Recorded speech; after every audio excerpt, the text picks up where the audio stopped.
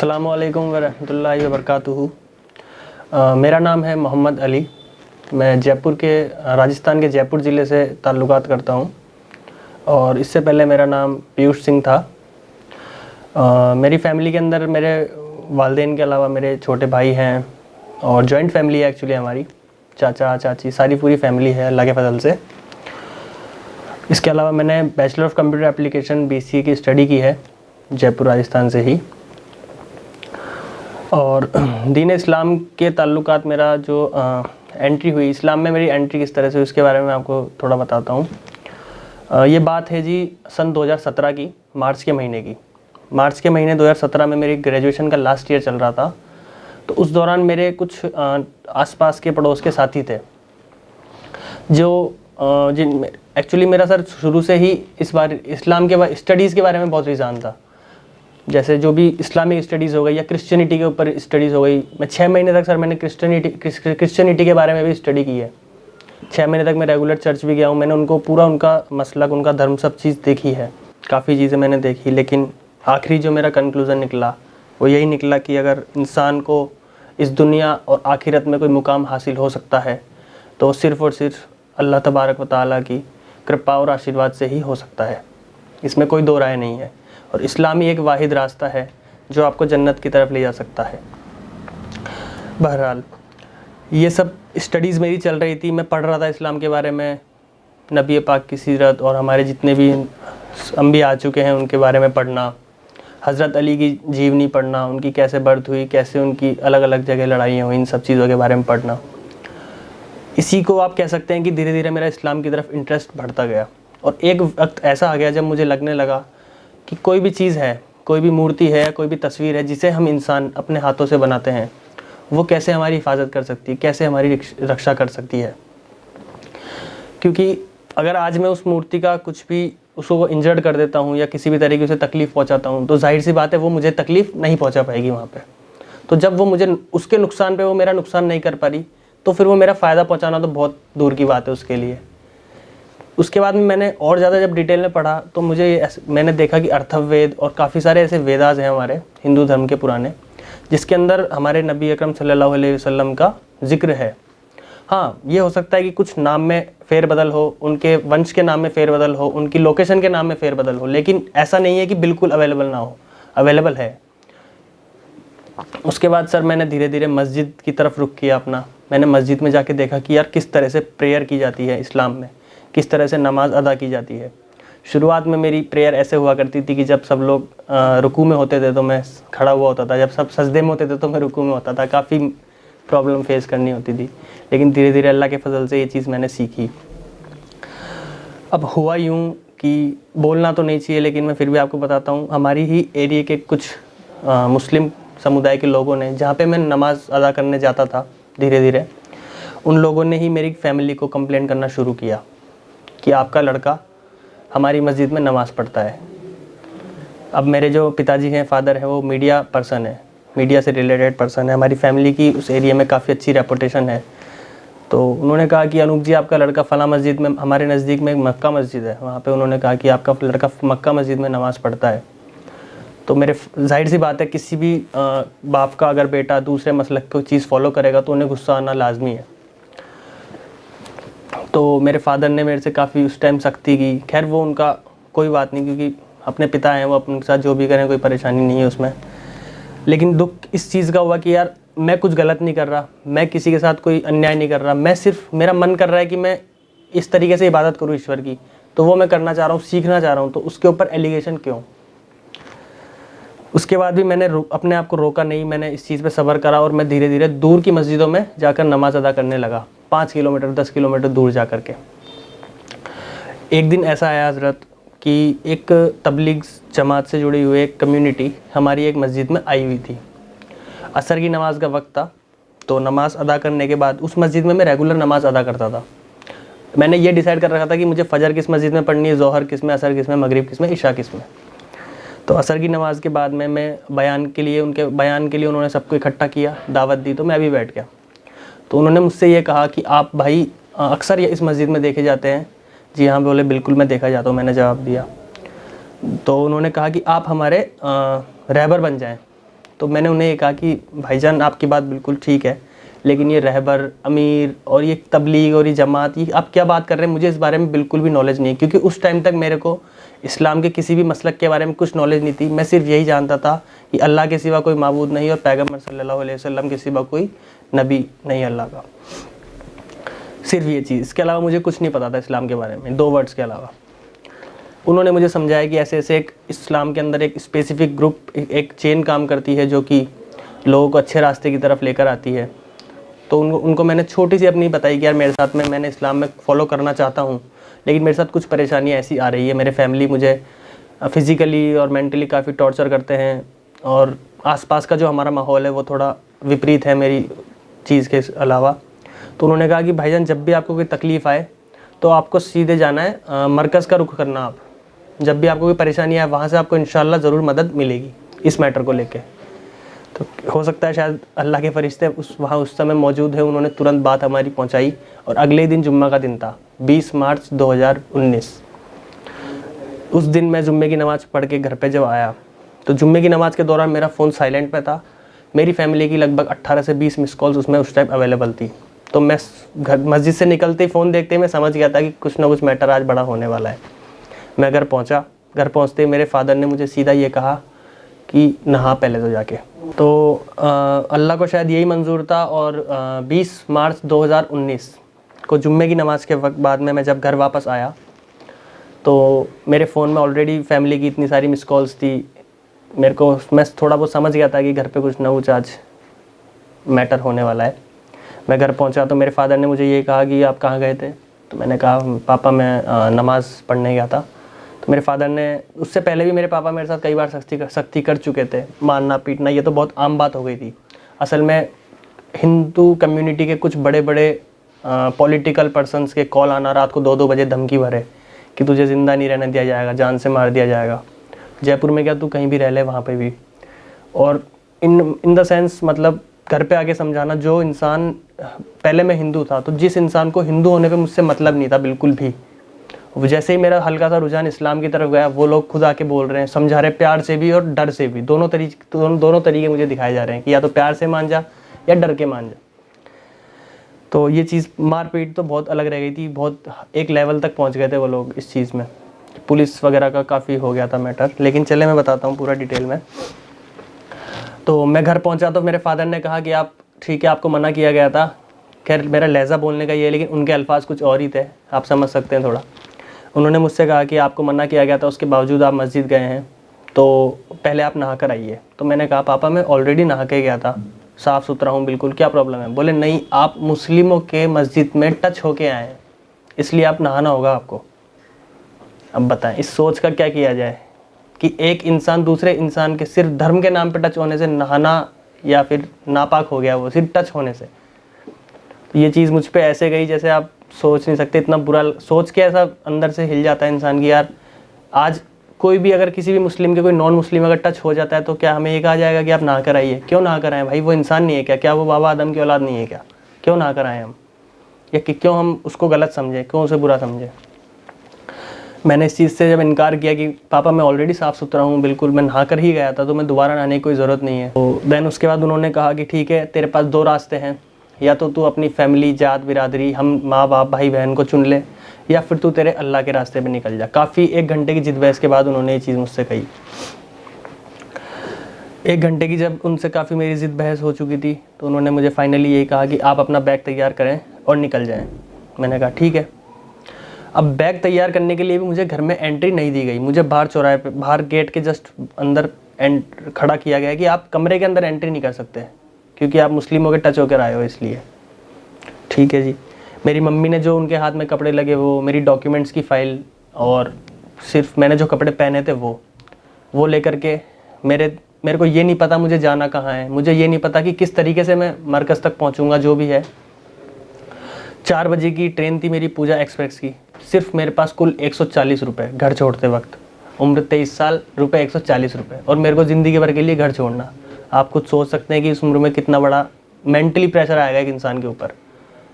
आज इंसान अगर 10-20 किलोमीटर भी जाता है तो कम से कम 1000 रुपये साथ में लेकर निकलता ही निकलता है, और मैं पूरी ज़िंदगी का फ़ैसला करके निकला हूँ और जेब में रुपया एक भी नहीं। फिर भी मैंने अल्लाह के भरोसे कदम उठाए और अल्लाह ने मुझे कामयाब भी किया। वो मैं आपको बताता हूँ डिटेल में कैसे। मेरे हाँ, एक बात और, मेरे कुछ साथी थे जैसे सलमान भाई हो गए, उनके फैमिली, उन्होंने मेरा काफ़ी सपोर्ट किया इस मैटर में बहुत। मतलब उनको मेरी फैमिली की तरफ से धमकियाँ दी गई कि इसकी वजह से हम आपके ऊपर एलिगेशन करेंगे, आप पे केस मुकदमे दर्ज करवा देंगे हम, कि आप हमारे लड़के को कन्वर्ट करवाने में हो। लेकिन फिर भी अल्लाह ने उनकी हिम्मत बंधाए रखी और उन्होंने मेरी काफ़ी मदद की इस मैटर में। मैं ट्रेन में बैठा सर 4 बजे के समथिंग, और रात को मैं 10 साढ़े 10 बजे उतरा। ना मैंने सुबह से कुछ खाया था, मेरी फैमिली ने मुझे फूड तक ऑफ़र नहीं किया था। नमाज़ पढ़कर ही मैं खाना खाता था जुम्मे की, ये मेरा रूटीन था हर बार का। उस दिन ना मैंने कुछ खाया था, ना मैंने कुछ पिया था। 140 रुपये में से 110 या 115 रुपये की समथिंग की टिकट आ गई थी। वो टिकट लेकर मैं आ गया, मेरे पास 20-25 रुपये चेंज बचे थे। दिल्ली में मैं आया, पुरानी दिल्ली रेलवे स्टेशन पे मैं उतरा। पुरानी दिल्ली रेलवे स्टेशन उतरने में मुझे बज गए रात के 10:30 से 11:45। वहाँ पहुँच करके मैंने एक सरकारी पोस्ट ऑफिस पड़ता है, उनके गार्ड बैठे थे। उनसे मैंने कहा कि सर मुझे हज़रत निज़ामुद्दीन मरकज़ जाना है, और बस इतना ही मैंने उन्हें कहा। बाकी तफसीर से मैंने उन्हें कुछ नहीं बताया। उन्होंने कहा बेटा यहाँ आप मैंने कम से कम आधे घंटे वहाँ बस का वेट किया, बस नहीं आई।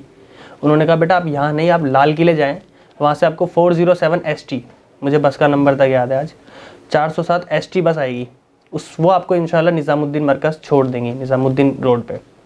ठीक है जी। मैं वहाँ पहुँचता हूँ निज़ामुद्दीन, पैदल लगभग पुरानी दिल्ली और उसमें फ़ासला होगा 1 से 2 किलोमीटर का। मैं वहाँ पे पहुँचा 11:30 साढ़े 11 बजे के समथिंग, और अल्लाह के फजल से बस भी आ गई। लेकिन वहाँ भी मेरे को पहुँचने के बाद में काफ़ी माहौल ऐसा लगा कि कोई मतलब चरस पीने वाले लोग बैठे हैं, चेन स्नैचर्स बैठे हैं रात को 11 बजे, और लॉकडाउन का माहौल लगने वाला, क्योंकि 22 तारीख से जनता कर्फ्यू लग गया था, इसलिए 20 तारीख की बात मैं आपको बता रहा हूँ। एक फैमिली खड़ी थी, हस्बैंड वाइफ उनके बच्चे। उनसे मेरे को लगा ये थोड़े ठीक फैमिली वाले लोग हैं, इनसे पूछा जाए। उनसे मैंने पूछा कि सर मेरे को हज़रत निज़ामुद्दीन जाना है, तो कैसे पहुंचूंगा? तो उन्होंने बता दिया यहाँ से बस आएगी, आप चले जाएँ। ठीक है।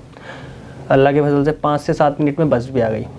अब बस में एक ड्राइवर, एक कंडक्टर और एक भाई और बैठे। बस रुकी, मैं बस में सवार होता हूँ।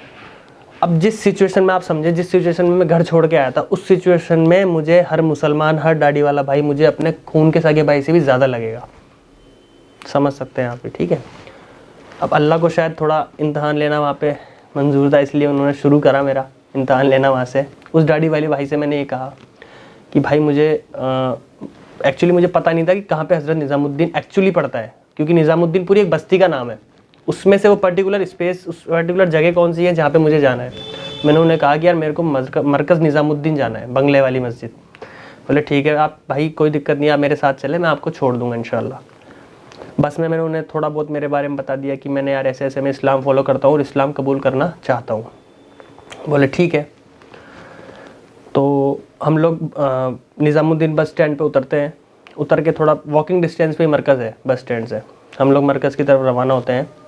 तो उन जनाब का बिहेवियर ऐसा था, आपको क्या बताऊं मैं। वहाँ के जो यतीम भिखारी बैठे थे उनसे वो बदतमीज़ी से, साफ़ शब्दों में तो गाली बक के बात कर रहे थे, उनसे पैसे छीन रहे थे। एक इतनी अच्छी माशाल्लाह उन्होंने दाढ़ी रखी हुई, सुन्नती लिबास पहना हुआ है, और उनकी हरकतें ऐसी, तो तुरंत दिमाग में एक चीज़ जाती है कि यार इस्लाम तो बुरा नहीं है, बुरे हैं आज के मुस्लिम जनरेशन। इस्लाम तो बहुत ही अच्छा है, लेकिन आज के मुसलमान को देखकर अगर आप लोग ये सोचें कि यार ये मुसलमान है तो इस्लाम भी ऐसा होगा, ये आपकी बिल्कुल गलत सोच है। मैं ये चीज़ दावे के साथ कह सकता हूँ। अगर आपको देखना ही है तो हमारे नबी पाक सल्लल्लाहु अलैहि वसल्लम की ज़िंदगी देखें, उनके बारे में आप देखें। अगर आप आज के मुस्लिम, मैं अपने आप को भी अच्छा नहीं बता रहा, अगर आप आज के मुस्लिम बड़े से बड़े मौलाना हो या छोटे से छोटा बच्चा हो, उनको देखेंगे तो आप परफेक्ट इस्लाम नहीं देख पाएंगे कभी भी। परफेक्ट अगर इस्लाम देखना है तो हमारे नबी की ज़िंदगी आप देखें, कुरान शरीफ और हदीस देखें आप। बहरहाल जैसे ही उन भाई के साथ मैं चलने लगा, उनका बिहेवियर देखा तो मैं थोड़ा शौक हो गया कि यार मैंने गलत इंसान से तो पूछताछ नहीं कर ली, क्या पता है मुझे कहाँ ले जाए। क्योंकि 23-22 साल की उम्र में आपको पता है इतना ही दिमाग होता है इंसान में, और पहले घर छोड़ने का पूरा प्रेशर, टेंशन दिमाग पे। तो पैदल चलने के बाद वो मरकज़ निज़ामुद्दीन के गेट पे मुझे ले आए। मरकज़ निज़ामुद्दीन के गेट पे खड़े थे ज़ुबैर भाई, अंडमान निकोबार द्वीप समूह की एक जमात आई हुई थी, उनकी जमात का एक साथी था ज़ुबैर, जो खड़े थे इस्तकबाल के लिए वहाँ पे। उन्होंने कहा कि यार ये लड़का है और इस्लाम कबूल करना चाहता है या करा हुआ है, ऐसे कुछ उन्होंने कहा, किया हुआ है शायद, और ये जमात में शामिल होना चाहता है।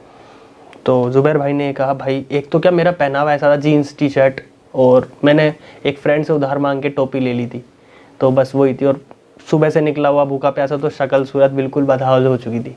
एक मेरे पास में बैग। उन्होंने कहा कि आप कितने वक्त की जमात में आना चाहते हो, तो मेरे पास इस बात का कोई जवाब नहीं। मुझे नहीं पता था कि चिल्ला 4 महीने साल लगता है इसके अंदर। मुझे तो ये लगा था कि हाँ ठीक है, ये वाहिद रास्ता है, इसमें निकलेंगे तो इंशाल्लाह अपन को नॉलेज अच्छी बढ़ेगी अपनी।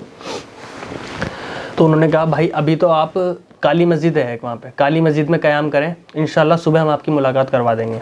बोला ठीक है। तो वो जो भाई मेरे साथ में थे, जो मुझे बस में मिले थे भाई, उन्होंने कहा ठीक है बीच में पढ़ करके ठीक है मैं इन्हें काली मस्जिद लेकर जाऊँगा, आप चिंता ना करें। तो मेरे को लगा यार क्या पता सही कह रहे होंगे, तो उनके मैं साथ चला काली मस्जिद की तरफ। तो रास्ते में ही 2-3 कदम बाद ही वो मुझे ये कहते हैं कि यार क्या तुम तबलीग के चक्कर में पड़े हुए हो, इससे अच्छा तो मैं तुम्हें सही जगह लेकर चलता हूँ। तो मुझे लगा चल ठीक है भाई, आप ले चलें, सुबह तक का फैसला तो मेरे ऊपर है, एक बार तो आपके साथ चलता हूँ इंशाल्लाह, क्या दिक्कत है। तो वो मेरे को नज़दीक की ही एक दरगाह में ले गए। वहाँ पे मैंने उन्हें जब बताया कि मैं जयपुर राजस्थान से हूँ, जो डिटेल मैंने आपको बताई पूरी तफसीर से, वैसे ही मैंने उन्हें बता दी कि यार मैंने इस्लाम कबूल करना चाहता हूँ और मेरे साथ में ऐसे ऐसे हो रहा है और मैं अब क्या करूँ। तो उन्होंने मुझसे ये कहा कि बेटा देखो, लास्ट में मैंने उन्हें एक लाइन कह दी कि मैं तबलीगी जमात में शामिल होना चाहता हूँ। क्योंकि आप कभी भी आप खुद डिटेल में देख लें, आप इस्लाम की अगर सभी चीज़ों पर रिसर्च करेंगे तो आपको एक चीज़ पता चलेगी कि अगर सीखने की कोई सबसे अच्छी जगह है बच्चों के लिए तो वो है मदरसा, और बड़ी उम्र के लिए लोगों के लिए भी अगर सीखने की पर्टिकुलर कोई जगह है तो वो है तबलीगी जमात, क्योंकि वहाँ पे आपको बहुत अच्छी तरीके से नॉलेज सिखाई जाएगी। तो जब मैंने उन्हें चीज़ गई कि मेरे को तबलीगी जमात में शामिल होना है, तो हो सकता है शायद उनकी कुछ पर्सनल इश्यूज़ हो तबलीगी जमात से, वो लोग थोड़े एग्रेशन में आ गए, थोड़े से गुस्सा हो गए मेरे पे। गुस्सा होना ऐसा था कि मेरे पास में शायद 15 या 20 रुपये टोटल थे उस टाइम पे। मैंने दरगाह के बाहर जब चप्पल रखवाई तो उसने मेरे से वो पैसे भी ले लिए कि यहाँ चप्पल रखने का चार्ज लगता है, चलें वो भी कोई बात नहीं। देन उसके बाद में उन्होंने मेरे से कहा कि ये जो है अल्लाह के वली हैं, आप इनकी रेस्पेक्ट करो। मैंने कहा बिल्कुल करता हूँ जी, बहुत ज़्यादा। बोले ठीक है, ये आपको जन्नत तक पहुँचाने का रास्ता बताएंगे, आप इनसे दुआएं मांगे या इनके सामने सजदा करें, ऐसे कुछ उनके अल्फाज थे। तो उस चीज़ में मेरा उनसे थोड़ा सा आप कह सकते हैं कि टकराव हुआ। मैंने उन्हें ये कहा कि नहीं सर, जितना इस्लाम मैंने पढ़ा है, मैंने 0.0001% भी अगर पढ़ा है तो उसमें यही लिखा हुआ है ला इलाहा इल्लल्लाह मुहम्मद रसूलुल्लाह सल्लल्लाहु अलैहि वसल्लम, यानी अल्लाह के सिवा कोई माबूद नहीं है। अगर मुझे अल्लाह के सिवा किसी को माबूद मानना होता तो 33 करोड़ देवी देवता मेरे पास ऑलरेडी अवेलेबल है। 33 करोड़ देवी देवता हैं तो मैं एक और को क्यों वो करता, लेकिन मेरे को एक ईश्वरवाद में भरोसा है, एक ईश्वर में भरोसा है। तो आप कैसे ये चीज़ मैं आपको बता रहा हूँ, इतना मेरे को उन्होंने बोलने नहीं दिया। जैसे उन्होंने ये कहा, मैंने उन्हें मना किया तो उन्होंने हैंड टू हैंड मेरे गर्दन कपड़े पकड़े और मुझे धक्का दिया। बोले, उन्होंने शायद कुछ वर्ड्स का यूज़ किया था, वहाँ भी कुत्ता है या कुछ ऐसा ही कुछ कहा था। बोले ये ऐसे है, पता नहीं मेरे को एग्जैक्टली याद नहीं है क्या कहा था, लेकिन हाँ थोड़ा बदतमीजी करके मुझे निकाल दिया गया वहाँ से। देन उसके बाद में मैं बाहर आया, फिर उसके बाद में मेरे आंसू स्टार्ट हो गए। हिम्मत ने जवाब देना शुरू किया। इतना तो मैं झेल लिया था, लेकिन अब जब मुझे लगा कि यार जिस इस्लाम के पीछे मैं सब कुछ छोड़ के आया, और मेरे को लगता था कि मुस्लिम कम्युनिटी के लोग थोड़ा बहुत तो अल्लाह उनमें हिदायत देगा और मेरा सपोर्ट करेंगे, वो लोग मेरे से ऐसा बिहेवियर कर रहे हैं। अब मेरे पास कोई ऑप्शन नहीं, पैसे ख़त्म, घर जाने का कोई ऑप्शन नहीं, सब चीज़ ख़त्म हो चुकी है। मैंने एक नज़र ज़मीन की तरफ देखी, बोले नंगे पैर है, सर्दी का माहौल है। एक ऊपर देखी अल्लाह की तरफ, बोले अल्लाह तू ही मालिक है, तू ही खालिक है, तू ही संभाल मुझे, अब क्या करना है। चल वापस मैं दरगाह से मरकज़ की तरफ आया। मरकज़ के बाहर यतीम चप्पलें रखी होती काफ़ी सारी, वहीं मैंने अपना बैग रखा। बैग रखने के बाद में वहीं बैठ गया मैं, और वहीं रोना, आंसू आ रहे मेरे, बैठा हुआ मैं। तो एक गरीब बुढ़िया अम्मा आई, बिल्कुल बैगर टाइप थी, भिखारी थी बिल्कुल, वो मेरे पास बैठी। तो रोता हुआ मैं जब वापस मरकज़ निज़ामुद्दीन के बाहर आया तो वहाँ चप्पल वगैरह का ढेर लगा हुआ था, पुरानी चप्पलें होती लोगों की। वहाँ मैंने अपना बैग रख दिया, मुझे कुछ होश नहीं था अब करना क्या है। बैठ गया, रोने लगा, दुआ कर रहा था अल्लाह से कि एक बूढ़ी अम्मा आती है, बिल्कुल गरीब फटे हाल, बिल्कुल उन्होंने झोला था, उसमें कुछ चावल कुछ रोटी अलग अलग मुख्तलिफ जगह से लेकर आई होंगी बेचारी। वो बैठी, बेटा क्या बात हो गई? बोला अम्मा ऐसे ही परेशान हूँ बहुत ज़्यादा। तो उन्होंने मुझे खाना खिलाया। आप खुद सोचे, एक टाइम वो था, अहमदाबाद में मेरी जॉब है लेंसकार्ट कंपनी में, काफ़ी अच्छी मेरी सैलरी है, वहाँ पे मैं अहमदाबाद की सबसे अच्छी से अच्छी होटल में मैं खाना खा रहा हूँ, और एक टाइम ये है कि मैं एक गरीब बुढ़िया, बिल्कुल ओरिजिनल ऑथेंटिक भिखारी जिसे आप कह सकते हैं, उनके साथ बैठ के खाना खा रहा हूँ। तो आप लेवल देखिए, मतलब एक इम्तिहान का लेवल आप देखिए। एक तो दुनिया, जब मैं दुनिया की दौड़ में था, दुनिया हासिल करना चाहता था, तो दुनिया आ रही थी मेरे पास में, यानी मैं दुनिया में तरक्की धीरे धीरे कर रहा था। लेकिन जैसे ही मैं दीन की तरफ आया, इस्लाम की तरफ आया, तो अल्लाह इम्तहान लेते हैं, बेशक लेते हैं, लेकिन अब वही चीज़ है कि उस टाइम तो ऐसा था, वो निवाले भी मुझे ऐसे लग रहे थे सोने की प्लेट में, क्योंकि किसी का भी साथ मिलना, किसी का भी सपोर्ट मिलना उस टाइम बहुत बड़ी बात थी मेरे लिए। तो मैंने उनके साथ में 2 निवाले 3 निवाले खाए होंगे। देन उसके बाद में मरकज़ निज़ामुद्दीन के गेट पे 2 घंटे बाद में इस्तकबाल की ड्यूटी चेंज हो चुकी थी। वहाँ पे मौजूद थे इलियास भाई, नागौर डिस्ट्रिक्ट के, राजस्थान के। तो उन्होंने पूछा भाई क्या बात हो गई। तो मैंने कहा कि हज़रत मैं इस्लाम फॉलो करता हूँ और मेरे को देखिए तबलीगी जमात में शामिल होना है, और तबलीगी जमात में शामिल होने के लिए आप मुझे एंट्री दें यहाँ पे, या फिर मेरे को सिर्फ कुछ नहीं करना, आप मुझे रात बिताने की जगह दे दीजिए, और सुबह जो भी आपके मौलाना हैं जो भी आपके मौलाना हैं उनके सुपर्द आप मुझे कर दीजिएगा। तो उन्होंने कहा है देखिए ऐसे हम एंट्री नहीं देते, क्योंकि वहाँ पे एक तो क्या मुख्तलिफ जमात जो आती है प्रॉपर उसे एंट्री दी जाती है, दूसरी चीज़ एक पहनावे का भी फ़र्क पड़ता है, क्योंकि दिल्ली जैसी सिटी है जहाँ पर कि आप बुरा मत मानिएगा अगर आप दिल्ली से हैं, तो थोड़ा चोर वगैरह का मैटर, थोड़ा मतलब आप समझ सकते हैं, थोड़ा माहौल यहाँ का थोड़ा सा नेगेटिव है, आप बुरा मत मानिएगा दिल्ली से हैं तो इस वजह से शायद उन्होंने मुझे मेरा हुलिया देख के मना किया होगा कि नहीं आप अंदर नहीं आ सकते। लेकिन उनके दिल में अल्लाह ने शायद थोड़ी सी मेरे लिए रहमत जगाई होगी, उन्हें मेरे पे थोड़ा सा रहम आया, थोड़ा सा उन्हें दया आई। तो उन्होंने कहा ठीक है आप एक बार अंदर आके बैठिए। मरकज़ निज़ामुद्दीन में एंट्री करते ही लेफ्ट हैंड पर सीढ़ियाँ पड़ती है, उन्होंने मुझे वहाँ बैठाया। मैंने मेरी 8th क्लास से लेकर के ग्रेजुएशन तक की सारी marksheets, Aadhaar card, PAN card, passport, PAN ID. Card, PAN वगैरह जितने आई.डी. कार्ड मेरे पास थे, सारा बैगेज उनके हाथ में दे दिया। बोले अगर आपको यकीन ना हो तो ये सारे डॉक्यूमेंट्स आप रख लीजिए, मैं हिंदू, मेरे डॉक्यूमेंट्स हैं, मैं फॉलो करता हूँ इस्लाम, अगर आपको लग रहा है कि मैं कोई चोर उचक्का हूँ, ये मेरा मोबाइल है, ये भी आप रख लीजिए, मुझे रात गुजारने की जगह दे दीजिए, और सुबह मुझे आप मौलाना साहब जो भी हैं, मैं नहीं जानता था हज़रत जी मौलाना साहब दामद बरकातुहूम यहाँ के अमीर हैं, और तबलीगी जमात इतना बड़ा संगठन है, ये चीज़ मुझे नहीं पता थी। तो उनको थोड़ा यकीन आया, उन्होंने 2-4 बड़े और थे साथी, उनको बुलाया वहाँ पे। देन उन्होंने उनसे कहा कि यार ये ऐसे ऐसा एक मैटर है। तो उन्होंने उस टाइम मुझे सोने के लिए बिस्तरा दिया, खाना खिलाया, सबसे पहले ईशा की नमाज़ के लिए पूछा, ईशा की नमाज़ मुझसे पढ़वाई गई, खाना खिलाया, सोने के लिए मुझे बिस्तरा दिया, काफ़ी अच्छा सलूक किया। तो डे 1 जिस दिन मैंने पहली बार नमाज़ पढ़ी थी, और डे 2 जिस दिन मुझे मरकज़ निज़ामुद्दीन में एंट्री मिली, ये दिन 2 दिन ऐसे हैं जिस दिन आप ऐसे समझ लीजिए कि मेरे ऊपर बिना बादलों के बरसात हुई है अल्लाह की तरफ से। इतनी खुशी हुई थी मुझे उस दिन कि यार चलो कोई तो ऑप्शन आया सामने, नज़र के सामने, कि कहीं तो अपन आके सेफ हो गए, सर के ऊपर कहीं तो छत आ गई अब। देन उसके बाद में रात को मेरे को अब इतनी खुशी हो रही कि रात को नींद भी नहीं आई उस दिन मुझे। सुबह हुई, फजर हुई, फजर में फिर नमाज़ पढ़ी हमने सब ने, वहाँ पे नमाज़ अदा की, सब लोग मुझसे मिलने आए, सब लोगों से मुलाकातें हुई वहाँ पे मेरी, सबको मैंने अपने बारे में बताया कि मैं यहाँ से हूँ, मेरे साथ पिछली रात को ऐसे हुआ है, जो दरगाह शरीफ थी वहाँ की तरफ से मेरे से थोड़ी प्रॉब्लम आई है। तो आप खुद सोचें ये चीज़ कि मुसलमानों का भी 2 ऑप्शन, एक तरफ आपको नए मुस्लिम का इस तरह स्वागत किया जा रहा है, इस तरह, और दूसरी तरफ इस तरह स्वागत किया जा रहा है, कितना डिफरेंस है दोनों के अंदर। तो उसके बाद में बड़े बड़े काफ़ी हमारे मौलाना थे, मौलाना चिरागुद्दीन साहब और मौलाना शमशेर साहब आई थिंक, और मौलाना आशिक इलाही साहब, इन सब से मेरी मुलाकात हुई, सब ने मुझे बहुत अच्छी से बातचीत की। उसके बाद ये दिन आ चुका था 21 मार्च 2020 का, मेरी तरतीब तय होने लगी जमात में शामिल होने की। 4 महीने की जमात के लिए मेरा नाम लिखा गया, लक्षद्वीप महासागर के, लक्षद्वीप के पास का मेरा नाम लिखा गया, इंडिया का एकदम लास्ट पार्ट आ जाता है वहाँ के लिए। सब चीज़ सही चल रही थी, लेकिन शाम के टाइम मोदी जी की घोषणा होती है जनता कर्फ्यू की, 22 मार्च 2019 की। तो उसके बाद में यही फैसला लिया गया वहाँ की कमेटी और वहाँ की मरकज़ के जो हेड थे उनकी तरफ से कि अभी जो जहाँ है वहीं स्थिर हो जाओ, जो जमातें जिस मस्जिद में है वहीं होल्ड करें, जो लोग मरकज़ निज़ामुद्दीन में वो वहीं होल्ड करें, जो लोग अपने घर से जमातों के लिए निकलने वाले वो भी अपने घर पर रुक जाएं, अभी कुछ ना करें। 22 मार्च का दिन जनता कर्फ्यू सुबह स्टार्ट हो चुका था।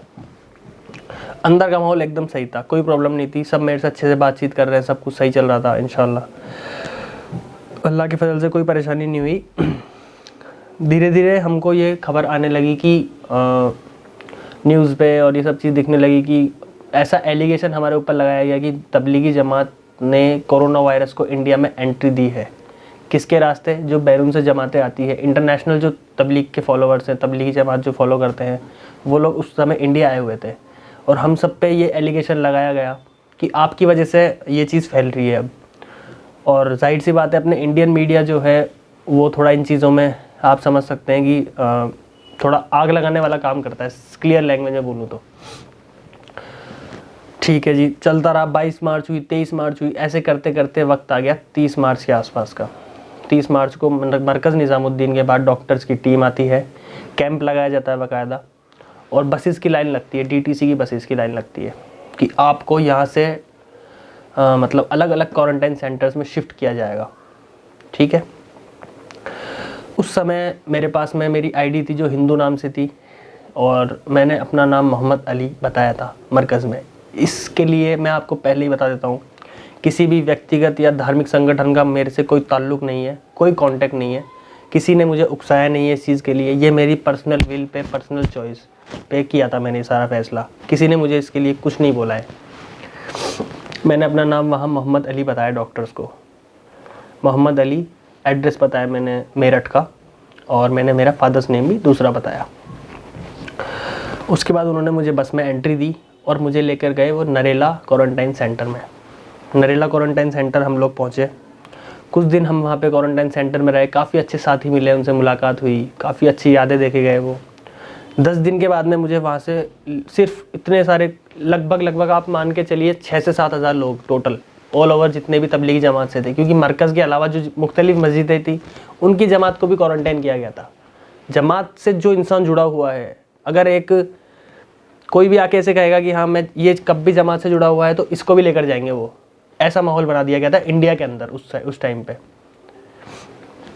तो हमें वहाँ लेकर गए और उसके बाद में हॉस्पिटल के लिए मेरा नाम नॉमिनेट हुआ कि आपको टेस्ट के लिए हॉस्पिटल लेकर जाएंगे। अब एक ही चीज़ आप सोचें, इतने सारे लोग, उसमें से सिर्फ मुझे अकेले को लेके जा रहे हैं जिसके पास में कागज़ भी ओरिजिनल नहीं है, और दूसरी चीज़ कागज़ भी ओरिजिनल नहीं, देन इसके अलावा अंदर एक डर और कि यार इतने लोगों में से मुझे क्यों उठाया इन्होंने, क्या पता। और हाँ, वहाँ के लोग मुझे बोल रहे कि यार क्या पता जान से मार दे इंजेक्शन लगा के तब जमातियों, क्योंकि एक खबर ये भी अफवाह उड़ी थी कि तबलीगी जमात के लोगों को अब जान से मारा जाएगा इंजेक्शन लगा के, या इन्हें एनआरसी और सीएए वाला जो कैंप लगने वाला था ना, वो क्या कहते हैं, जो बांग्लादेशी अवैध घुसपैठियों को रोकने के लिए कैंप लगता है, उस कैंप में डाला जाएगा इन्हें।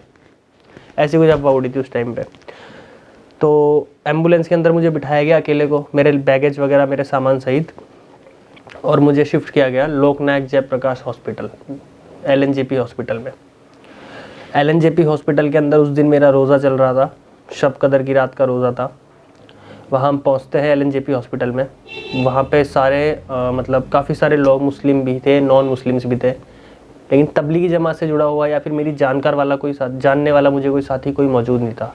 वहाँ पे मैं गया तो मैंने अपने आप को थोड़ा अकेला महसूस किया, और खाने का पीने का कोई व्यवस्था वहाँ नहीं थी कि खाने, मतलब दिन भर से कोई भूखा है प्यासा है कुछ नहीं, बस आपको बेड दे दिया गया है, आप वहाँ रहे बस। चारों तरफ ऐसा गम का माहौल था। कोरोना पॉजिटिव पेशेंट्स थे। मेरे पास में मेरी रिपोर्ट्स है, मेरे 4 बार 3 बार टेस्ट हुए, हर बार मेरी रिपोर्ट नेगेटिव आई है। तो एक वार्ड है मान लीजिए जहाँ पे 10 पेशेंट एडमिट है, 9 कोरोना पॉजिटिव है और 1 कोरोना नेगेटिव है। अगर वो कोरोना नेगेटिव पेशेंट उन 9 के साथ रहेगा तो जाहिर सी बात है वो ऑलरेडी ऑटोमेटिकली पॉजिटिव हो जाएगा जम्स फैल के। तो वहाँ पे मुझे रखा गया, लेकिन अल्लाह की ऐसी हिफाजत रही कि मेरे को कोरोना टच नहीं किया बिल्कुल भी। उसके बाद में 2 या 3 दिन तक मैं लगातार भूखा प्यासा रहा, खाना वगैरह हमें प्रोवाइड नहीं किया गया, और इस वजह से मेरे शरीर में काफ़ी कमजोरी आ गई, बेड से मेरा उठना तक मुश्किल हो गया। फिर एक गुजरात की जमात थी, उनको भी वहाँ पे लेकर आए हॉस्पिटल में। तो उनका वहाँ पे उसमें एक लड़का था, दानिश नाम है उसका, सूरत का रहने वाला। उससे मेरी दोस्ती हुई, काफ़ी अच्छा रिलेशन बना। हम लोग दोनों ने मिलकर सर्वाइव करना शुरू किया वहाँ पे। औरों को, बुज़ुर्ग जमाती थे, उनको थोड़ी हिम्मत दिलाना शुरू की। काफ़ी ठीक, थोड़ा 2-4-5 दिनों में ठीक ठाक माहौल वहाँ पे क्रिएट किया। हुआ कुछ यूँ कि जो लोकल दिल्ली के लोग थे, वो लोग सुबह हमसे बात करते थे, खाना हमारे साथ खाते थे, और शाम को उनकी बॉडी हमें बॉडी पैकेज में पैक करनी पड़ती थी। हमारे साथ कोई लेटा हुआ है, थोड़ी देर में उसकी सांसें चल रही है और थोड़ी देर बाद में हाफ करके सांसें ख़त्म। ऐसे माहौल हमने देखा वहाँ पर ब्लॉक नायक हॉस्पिटल के अंदर। क्या बताएं जी। उसके बाद में देखिए कोरोना टेस्ट हमारे शुरू हुए, कोरोना टेस्ट हमारे नेगेटिव आए। हम लोगों को धीरे धीरे करके वापस क्वारंटाइन सेंटर शुरू किया शिफ्ट करना। तो सबको अलग अलग जगह लेकर गए, मुझे लेकर गए Sultanpuri quarantine centre. Sultanpuri quarantine centre में जब लेकर गए तो वहाँ पे भी हमारा सारा डॉक्यूमेंटेशन हुआ, सारी चीज़ कंप्लीट हुई। लेकिन आप एक चीज़ समझिए, इंडियन गवर्नमेंट का एक छोटी सी आपको कमी बताता हूँ इस पूरे इंसिडेंट में। ये लगभग 70 दिन तक इंसिडेंट चला था तबलीगी जमात का, और इसमें एक छोटी सी कमी बताता हूँ आपको। तबलीगी जमात के जो भी मेंबर्स थे उन्होंने जो अपना नाम बताया वही नाम उन्होंने गवर्नमेंट रजिस्टर में दर्ज किया बिना किसी आईडी प्रूफ के, आइडेंटिफिकेशन के। मैं अपना नाम अब्राहम लिंकन बता रहा हूँ तो मेरे पास अब्राहम लिंकन का आधार कार्ड या कुछ आईडी तो होनी चाहिए ना। मैंने अपना नाम मोहम्मद अली बताया, आपने लिख लिया, ऐसा कैसे पॉसिबल है? आपको आईडी चेक करनी थी, या तो आप डे 1 पे मरकज़ निज़ामुद्दीन के गेट पे ही मेरी आईडी चेक कर लेते, तो इतना सब कुछ क्रिएशन होता ही नहीं। वो मैं आपको बताता हूँ। सुल्तानपुरी हम लोग आ गए, सुल्तानपुरी हम लोग रहे 1 महीना। 1 महीना रहने के बाद हमारे 2 या 3 वहाँ पे टेस्ट हुए, टेस्ट नेगेटिव आए, हमको डिस्चार्ज के लेटर मिलने वाले थे। मेरे सारे साथियों को धीरे धीरे डिस्चार्ज के लेटर मिलते गए। सब लोग, कोई कश्मीर की जमात के थे वो वहाँ से अपने घर जा रहे हैं, गुजरात वाले अपने घर जा रहे हैं, MP वाले, UP वाले, तेलंगाना वाले, सब अपने अपने डिस्ट्रिक्ट पहुँच रहे हैं। सबसे लास्ट में नंबर आया मेरा। मतलब ऐसे समझिए आप 3-4 हज़ार लोग जब निकल गए तब जाके मेरा नंबर आया। इतना सब्र करवाया अल्लाह ने मुझे उस चीज़ में भी। उस दौरान फिर उन्होंने मेरे से ओरिजिनल आईडी तब मांगी, तो ओरिजिनल आईडी मैंने जब मेरी पीयूष नाम की दिखाई तो हो सकता है कि वहाँ के प्रशासन को कुछ इससे तकलीफ़ हुई हो, जिस वजह से उन लोगों ने मुझे कहा कि आपके ऊपर तो हम रासू का लगाएंगे, राष्ट्रीय सुरक्षा कानून का केस दायर किया जाएगा कि या तो आप ये बोल दें कि मरकज़ निज़ामुद्दीन या कोई और सामाजिक संस्था काम करती है लोगों को ज़बरदस्ती कन्वर्ट करवाने का, ब्रेन वॉश का, तो आपको हम क्लीन चिट दे करके आप जहाँ जाना चाहे जा सकते हैं। हमें कोई फ़र्क नहीं पड़ता आप इस्लाम फॉलो करते हैं या नहीं करते। हमें चाहिए ये मैटर, क्योंकि इनके पास प्रॉब्लम ये थी कि इन्होंने मरकज़ का मामला बढ़ा तो इतना दिया और प्रूफ इनके पास 1 रुपये का नहीं, तो इनको कुछ तो ऐसा चाहिए था कि किसी वजह से तो उसके ऊपर और एलिगेशन लगा सके हम। तो इस चीज़ से मैंने उन्हें मना किया, तो उन्होंने कहा कोई बात नहीं आपको। फिर हम इस तरीके से जेल वगैरह का मामला, थोड़ा डराया करा, ये सब चीज़ें करी। लेकिन फिर भी मैंने अपने किसी भी चीज़, क्योंकि जाहिर सी बात है अगर सच होता तो मैं ज़रूर बताता, लेकिन मेरे इस्लाम कबूल करने में न मरकज़ निज़ामुद्दीन का हाथ है, न किसी इंडिविजुअल पर्सन का हाथ है, न किसी गवर्नमेंट ऑफिशियल का, न किसी संस्था का हाथ है।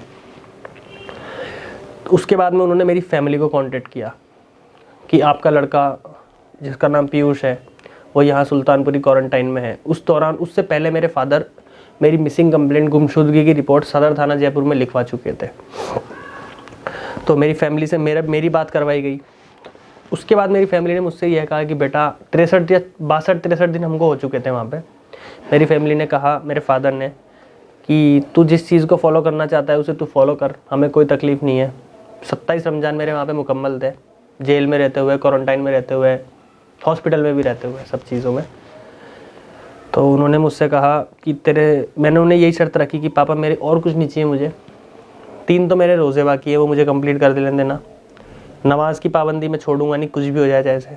और अब मैंने सुन्नती लिबास इख्तियार कर लिया है, मेरी दाढ़ी बढ़ चुकी है, सुन्नती लिबास में पहनने लगा हूँ। तो इस चीज़ के लिए आप मेरे पे एलिगेशन नहीं लगाएंगे कि नहीं ये दाढ़ी क्लीन करवा ले, ये वो जो भी कुछ भी है। उस टाइम फ़ोन पे उन्होंने मुझे मेरी सारी शर्तें मानी, मतलब किसी तरह से मुझे ट्रस्ट में ले लिया। अब मैं भी उनका बेटा हूँ, है मेरे माँ बाप, तो फिर जाहिर सी बात है ट्रस्ट में आना लाजमी है, चाहे कितने ही वो कोई से भी धर्म के हो, कुछ भी हो, है तो माँ बाप ही मेरे। मैंने उन्हें बता दिया ठीक है आप आ जाएं, क्योंकि वहाँ की प्रशासन ने यह कहा था जब तक मोहम्मद अली पीयूष सिंह परमिशन नहीं देगा तब तक इसके पेरेंट्स भी नहीं लेके जा सकते, क्योंकि मामला ही ऐसा पड़ गया था। फादर मेरे आते हैं, मदर मेरी आती है, उनके साथ 1-2 अंकल और आते हैं। वहाँ के SDM साहब हैं, उनसे बात होती है। SDM साहब से बात करके डॉक्यूमेंट्स तैयार करवाए जाते हैं कि मोहम्मद अली ही पीयूष सिंह है, पीयूष सिंह ही मोहम्मद अली है। एक एफिडेविट तैयार होता है, उस कोर्ट का नाम था, आई थिंक याद नहीं है मुझे, से सुल्तानपुरी पुलिस स्टेशन की बात है, बस ये याद है। डॉक्यूमेंट्स मेरे तैयार करवाए गए, मुझे जयपुर के लिए रवाना किया गया। 20 मई 2019 को जयपुर के लिए। 63 दिन टोटल हो चुके थे। 20 मई 2019 को मुझे रवाना किया गया जयपुर के लिए। उस दिन भी मेरा रोज़ा 27 रमज़ान मेरा वही लास्ट रमज़ान था बस। जयपुर जा रहे हैं हम लोग। पहले उनके जो फ़ोन पे सुर थे वो बिल्कुल चेंज हो चुके थे। अब वो लोग मुझे वापस से वही सेम कंडीशन मेरे सामने रख रहे थे कि तू नमाज़ कम कर देना, दाढ़ी सही करवा लेना, थोड़ी छटवा लेना। ये नहीं कह रहे थे कि नमाज़ बंद कर देना, कम कर देना, दाढ़ी कटवा क्लीन नहीं करवाना, छटवा लेना, ठीक है। जैसे ही जयपुर की हम सीमा में एंट्री करते हैं, ट्रांसपोर्ट नगर क्रॉस किया हमने, तो उन्होंने एक, आप जानते होंगे सड़क के किनारे पेड़ पौधे बेचे जाते हैं, नर्सरी होती है, वहाँ पे उन्होंने गाड़ी रोकी एकदम से। मेरे ज़बरदस्ती करके मेरे से दाढ़ी मेरी क्लीन करवाई गई। मेरे कुर्ते पजामे और जो मेरे पास सुन्नती लिबास था सब कुछ फेंक दिया गया। जीन्स टी शर्ट वो घर से लेके आए थे ऑलरेडी, वो मुझे ज़बरदस्ती पहनाई गई। और इसके अलावा हाँ, फ़ज़ाइल अमाल मुझे वहाँ से हदिया हुई थी और कुछ और किताबें थी, मसनून दुआएं जैसे, वो मैंने कैसे तैसे बचा करके मैं उन्हें ले गया सेफली। वो मैंने अपने एक फ्रेंड के यहाँ रखवाई। घर ले गए, घर पे जाके भाई उसके बाद जो माहौल बिगड़ता है, हमारे वहाँ के एमएलए, उनके आदमी, एमएलए के आदमी, और मतलब हिंदू धर्म के, आप समझ लें हिंदुओं के जितने भी बड़े बड़े मतलब जैसे संगठन जो आप समझ सकते हैं, आरएसएस हो, चाहे बीजेपी हो, चाहे और विश्व हिंदू परिषद के बड़े से बड़े हमारे एरिया के जो भी नेता नांगले जितने भी थे, उन सबका आना जाना शुरू होता है। वो समझाते हैं कि क्यों गया, क्यों ऐसे। एक ने तो ये तक कहा कि अगर तू जाएगा तो तेरे माँ बाप को हम हानि पहुँचा देंगे यहाँ पे पीछे से। इतना तक डराने की कोशिश की इन लोगों ने। उसके बाद पुलिस जो हमारी प्रशासन है, उनका भी एक ये है कि उन्होंने भी एक धर्म को बेस बनाते हुए अपने निर्णय लिए, जबकि प्रशासन, पुलिस या हमारी जो न्यायपालिका है, उसके लिए हर धर्म समान होना चाहिए। वो वही फैसले हिंदू के लिए करे जो मुसलमान के लिए करे। अगर मुसलमान गलत है तो उसे गोली मारी जाए, लेकिन अगर हिंदू गलत है तो उसे गोली की जगह पत्थर नहीं, उसे भी गोली ही मारी जानी चाहिए। कायदा तो ये कहता है। लेकिन उन्होंने सिर्फ धर्म के बेस पे फैसले किए, वो हमारे वहाँ के प्रशासन ने। उन्होंने ये नहीं देखा कि यार ये भी इंसान है, हम भी इंसान है, ऐसा कुछ नहीं देखा उन्होंने कुछ भी चीज़। डेली मेरे पास पुलिस वालों का आना जाना शुरू हो गया वहाँ पे। घर पे मेरे 2-2, 3-3 घंटे मुझसे बयान लिए जाते। मुझे ये प्रेशराइज़ किया जाता है कि तू एक बार तबलीगी जमात का नाम ले दे, एक बार मरकज़ निज़ामुद्दीन का नाम ले दे, ये लोग करवाते हैं, फिर देखना। तो वो चीज़ मैंने उन्हें कभी नहीं कही की, क्योंकि ऐसा कुछ था ही नहीं, इसलिए मैं कहता भी क्यों। अब मुझे पता चला जब मैं जयपुर छोड़ करके चला गया था 20 मार्च को, उसके बाद में मेरे माँ बाप जो है बेहोश हो गए थे, मेरी मदर के मुँह से झाग निकलने लग गए थे, और मतलब एक कह सकते हैं आपकी, मतलब माँ बाप के प्यार की एक इंतहा तक पहुंच गए थे वो लोग कि यार कैसे तैसे ये बंदा रुक जाए, कैसे तैसे हम इसे अपनी तरफ ही रखें। एक लेवल तक पहुंच गए थे, हॉस्पिटल तक एडमिट करवाना पड़ गया था मेरे पेरेंट्स को, मेरी फैमिली को। इतनी बुरी हालत हो गई थी उनकी जब उन्हें पता चला कि मैं ये सब चीज़ें फॉलो करके इस रास्ते पर निकल चुका हूँ। जब उस टाइम तो उन्होंने गुस्से मुझे कह दिया कि तू घर छोड़ दे, लेकिन जब मैंने सच में छोड़ दिया और मैं निकल गया, और तब उन्होंने टीवी में देखा कि तबलीगी जमात वालों के साथ ये सब हो रहा है, तो उनसे सहन नहीं हुआ। ये चीज़ मुझे पता भी चली, लेकिन मैंने हिम्मत नहीं हारी, थोड़ा सब्र से काम लिया। उसके बाद में मैं 3-4-5 महीने में वहाँ रहा हूँ लगभग। अब देख लीजिए आप, जून से 6 महीने है और जनवरी है। अब जनवरी में हालात ये हैं भाई कि मेरे को दोबारा वही सेम सी सिचुएशन मेरे सामने है। मुझे दोबारा धक्के मार के घर से बाहर निकाला जा चुका है, और अल्लाह के फजल से मैं ईमान में दाखिल कम्प्लीटली हो चुका हूँ। मेरे डॉक्यूमेंट्स अल्लाह के फजल से कंप्लीट है इस टाइम। पर्सनल, पॉलिटिकल और पर्सनल किसी का प्रेशर नहीं रहा अब मेरे ऊपर, क्योंकि मेरी फैमिली को ये यकीन हो चुका है कि अब ये बंदा इस्लाम से पीछे हट नहीं हट सकता, चाहे हम कितनी भी ज़बरदस्ती कर ले। मेरा पैर तोड़ा हुआ है, मेरे पैर में टाँके तक आए हुए हैं, काफ़ी मेरे साथ प्रॉब्लम हुई है। अब तो मेरी मदर ने लास्ट टाइम मुझे ये कह के निकाला था कि तू अगर ये तेरे मुँह से कहेगा ना कि मैं वापस पीछे आना चाहता हूँ, वापस हिंदू बनना चाहता हूँ, तो भी हमें यकीन नहीं होगा। मेरी माँ ने मुझे कहा था कि तेरे लिए हमारे मन में बेटे वाली फीलिंग ख़त्म हो चुकी है। हमें ऐसा लगता है कि कोई गैर हमारे साथ रह रहा है। मेरे फादर मदर के बेडरूम में मुझे एंट्री नहीं है, पलंग के ऊपर मुझे बैठने नहीं दिया जाता। मेरा भाई मुझसे 4 साल से बात नहीं करता, छोटा भाई, एक ही भाई है। मेरी एक भाई और एक सिस्टर एक्सपायर हो चुके हैं पहले, एक भाई है छोटा, वो मुझसे पिछले 4 साल से बात नहीं करता। मेरे चाचा चाची, इनका बिहेवियर बिल्कुल ऐसा है जैसे आप एक अपने किराएदार के साथ बिहेवियर रखते हैं।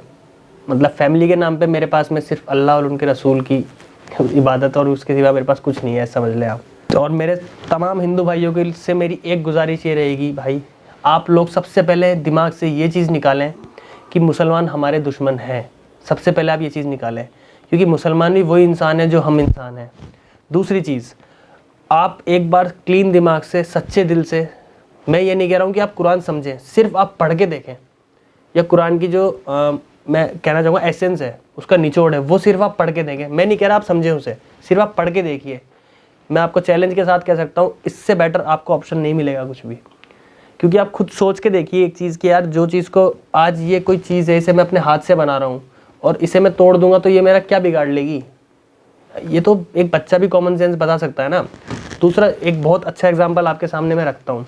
आप सब मेरे हिंदू भाई बहन हैं, अगर अपने हिंदू कम्युनिटी के अंदर, चले माने मैं भी एक बार हिंदू खुद को बोलता हूँ, ठीक है, अपने हिंदू कम्युनिटी के अंदर अगर कोई बच्चे का इंतकाल होता है तो क्या किया जाता है? आपसे सवाल रहेगा मेरा ये। बड़ा हूँ, अगर मैं हूँ, मेरा इंतकाल हुआ तो मुझे जला देंगे। अगर 5 साल का 7 साल का बच्चा है तो उसे दफनाया जाता है। आप अच्छी तरह जानते हैं चीज़। वो दफनाने का रीज़न आपको पता है, क्योंकि अल्लाह भी चाहता है कि इतने से बच्चा, ये जो छोटी सी जान है, इसको आग न यहाँ झेलनी पड़े और न वहाँ झेलनी पड़े। जब आप में अकल आ जाती है, बालिग आ जाते हैं 14-15 साल के, उसके बाद आपके ऊपर ये फ़र्ज़ है कि आप ईमान ले आएँ। उसके बाद आपको जलना और ना जलना आपके ऊपर डिपेंड करता है। आप जलना चाहते हैं यहाँ भी और वहाँ भी, तो वो आपके ऊपर डिपेंड करता है। आप यहाँ भी सेफ़ रहना चाहते हैं और वहाँ भी सेफ़ रहना चाहते हैं, तो वो भी आपके ऊपर डिपेंड करता है।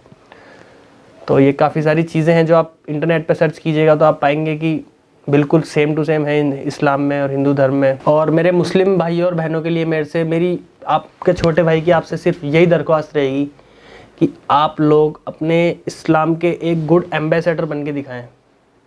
जो इस्लाम हम तक पहुँचा है वो हमारे बाप की जागीर नहीं है, ये आप चीज़ समझें। वो इस्लाम, कुरान और अल्लाह सिर्फ मुसलमानों के लिए नहीं आए हैं, ये पूरी इंसानियत के लिए आए हैं।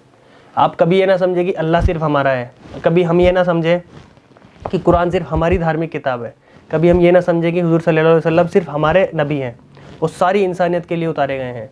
तो हमें ये नबूवत का दरवाज़ा बंद हो चुका है, तो ये हमारी जिम्मेदारी बनती है अब कि हमें किस तरह से हमारे दीन को लोगों तक फैलाना है, ताकि हमारे जो मासूम भाई बहन हैं इनको पता तो चले कम से कम कि ये लोग किस गुमराही के रास्ते पे जा रहे हैं। इनको सदाचार की तरफ लेकर आना है, इनको सही रास्ते पर लेकर आना है। आप लोग इस्लाम को इस तरह से पेश करेंगे तो इनके ऊपर गलत इफेक्ट जाएगा। ये मसलक के झगड़े, ये अलग अलग कास्ट के झगड़े, इन सबको भूल कर के एक वाहिद जगह पर आते हैं, एक कलमे के ऊपर अपन फोकस करते हैं।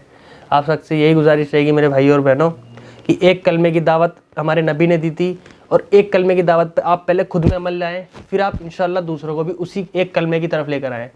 कोई मसलक नहीं है, कोई कुछ नहीं होता, सिर्फ अल्लाह के सिवा करने वाली ज़ात केवल अल्लाह की है। ये चीज़ अपने दिमाग में बिठाएं, इसके अलावा आप कुछ ना करें। आपके छोटे भाई को दुआओं में याद रखिएगा, दुआओं की दरख्वास्त रहेगी। अस्सलाम वालेकुम। वीडियो के नीचे सब्सक्राइब के बटन पर क्लिक करें, बेल के आइकॉन पर क्लिक कीजिए ताकि हर नई वीडियो की नोटिफिकेशन आपको